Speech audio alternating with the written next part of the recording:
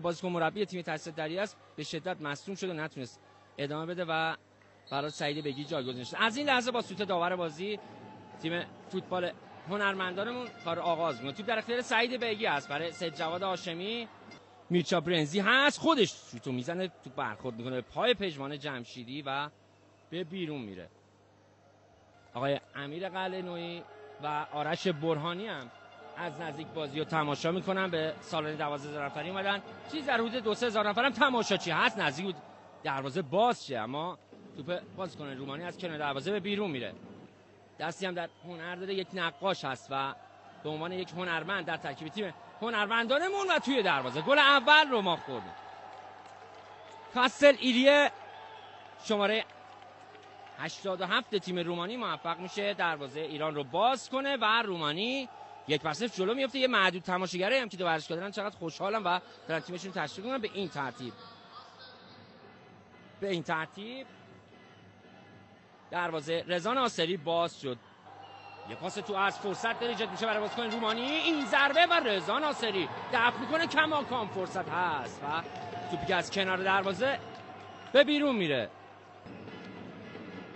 یه پاس تو مهدی سالپور، خود سالپور ضربهشو میزنه و جمع میکنه.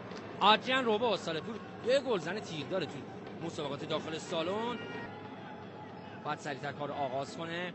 به شکل پاس جلو پژمان جمشیدی به تیر دروازه تو برخورد میکنه. خود نوازی.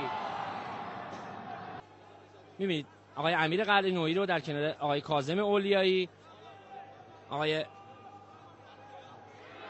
حسین یاریار خودشون هم از بازیکنان مطرح تیم ملی باشگاه بانک ملی بودن که در کنار بودن. و بله چرا آقای گودرزی رو هم مشاهده میکنید، وزیر ورزش که به تماشای این دیدار اومدن.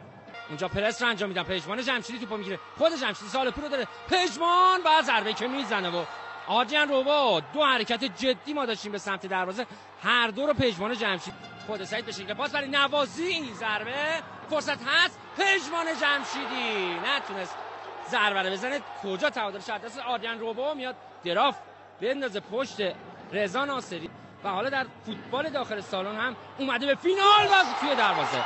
محمد نوازی دروازه رو باز میکنه، 1-1 مساوی. بالاخره در دقیقه 7 نیمه دوم، در تایم 20 دقیقه دوم محمد نوازی دروازه رو باز میکنه. این هم خوشحالی هواداران حاضر در سالن 12,000 نفری. بازیکن رومانی بلند داخل محوطه، یک ضربه و دروازه باز میشه. چقدر راحت گل خوردیم، سخت گل زدیم راحت. رضا ناصری بعد میومد بیرون، زمین 11 نفره نیست. رضا میتونست بیاد توپو دفع کنه، زمان داشت، توپ خیلی اوج گرفت، اونجا هم کسی نبود بلند شه سر رو بزنه. ببین کجا خورد توپ زمین و چقدر هم خوش شانسن اون گوشه به تیر دروازه. و حالا رومانی 2-1. این تماشاگره که میبینید بله که این ضربات خوب میزنه، حالا با کات داخل پا چقدر خوب زد. و آدریان روبا اگه یه مقدار توپش ضربه بیشتری داشت، حالا میارن تو عرض یه شوت و گل سوم. بله گل سوم هم خوردیم. شماره 6 دانیل کریستیه. بله گل سوم هم زدن. اینم خوشحالیه 7 نفر رومانیایی که تو سالن 12,000 نفری هستن. یه ضربه سنگین پای راست و رومانی 3 ایران 1. خب حالا دیگه از اون تایمایی هست که باید بگیم این بازی ارزشش به هر حال برد و باخت نبود، چیزی از ارزش بچه ما کم نشه. خداییش زورشون هم زدن بچه ما. ضربه میزنن بازیکن رومانی. گل چهارم یه پیرمرد آوردن تو شماره 42 ماریان گراما. وقتی دیدن بازیو بردن آوردن یه گل زدن. چقدر خوشحالن این تماشاگران رومانی. بچه ما به هر حال حالا که گفتن دادن بازی میزنن بذار خوب ببازن که رومانیایی‌ها. بله مجموعاً شمارش میشه 49، پیرنش 42.